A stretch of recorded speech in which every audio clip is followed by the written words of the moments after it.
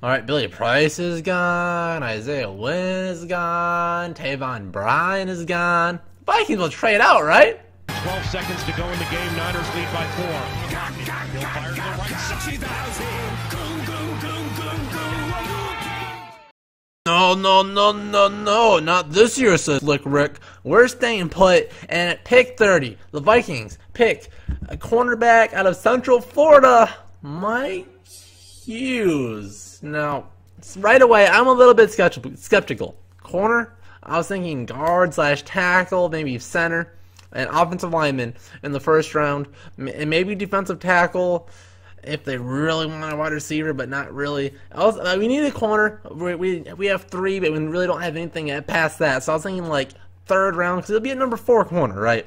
But if the Vikings think he was that good of a player, you can't fault him for it. So let's look at his.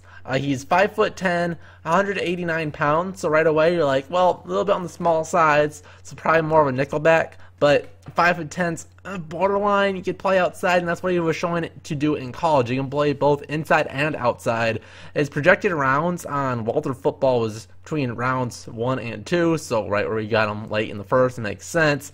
So what they said about him, Hughes ran a bit slower than expected in the combine, but more importantly, his performance was in the interviews was very good, as he had off the field issues. He got in a fight in his fraternity. Hughes started out his college career in North Carolina before transferring to Central Florida. Hughes impressed some evaluators with his coverage skills, and it was a big part in the Knights putting together an undefeated season in 2017, including the conference championship and bowl victory. Hughes totaled 4 interceptions, 11 pass breakups, and a forced fumble, and 49 tackles in 2017. So you can see he is very willing to tackle, so that's why I really like him in the nickel right off the bat. He was a dangerous kick returner with 2 scores and a punt returner, including a punt return touchdown. Hughes is a natural cover corner with speed, quick feet, and agility. He's very fluid and does a good job running the route with receivers to prevent them from getting separations. This is what I said. This is what I mean. Trey Waynes sometimes is more of an athlete than a football player, where Mike Hughes is more of a football player and a little bit less of an athlete, if you know what I'm saying. He keeps receivers from coming open and is quick to recover. They get a step. Hughes has a nice hip to turn to run downfield with speed receivers. He's also a willing tackler. So covers everything. Stays on tight coverage and willing tackler. Mike Zimmer would love this, right?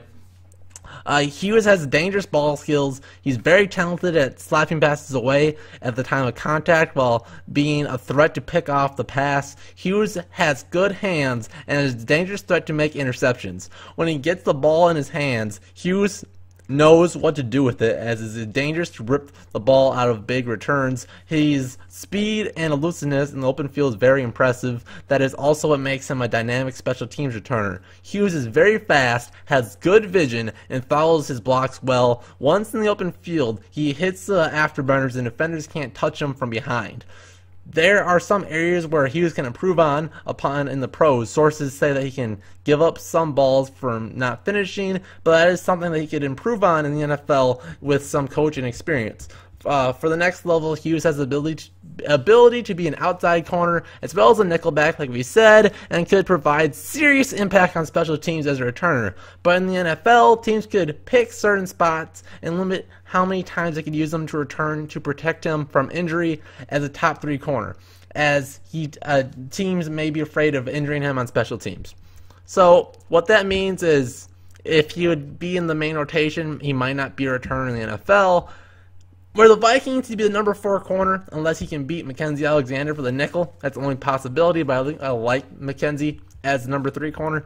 So the chance that he would be the punt returner, which means Marcus Sherrills. Yeah, are you having this little job security? I know Vikings fans love Sherrills, but if he's better, now he doesn't have blazing speed. He's not Cordell Patterson, but he has more vision. That's all you really need is a punt returner. You follow your blocks and burst through it. You need that burst. Like, you can't just be a offensive lineman. You can't just put,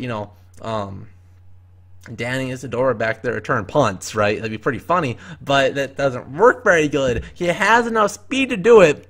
he wouldn't be blazing like Patterson, right? He's not going to be super, super explosive, but you aren't going to be running 40 yards untouched like ever in the NFL. So the 40 time doesn't matter. I like the pick. I think we could have done better. Maybe we could have traded out of the first round, but I think a solid day one pick. Our defensive backfield is insane right now. You're talking Xavier Rhodes, best cornerback in the league. Trey Waynes could take a next step and be like a top 10 corner next year, honestly. I know Vikings fans have a grudge against Trey Waynes and think that he's awful.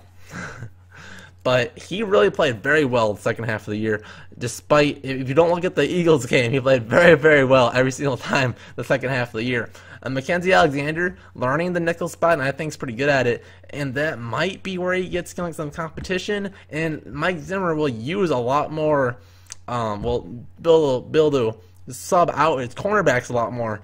Now that we have 4 solid corners, and Terrence Newman is still in the mix as well. He's not on the team, but if he plays in the NFL next year, he'll be the Vikings, right? He loves Mike Zimmer too much to leave. He could go elsewhere.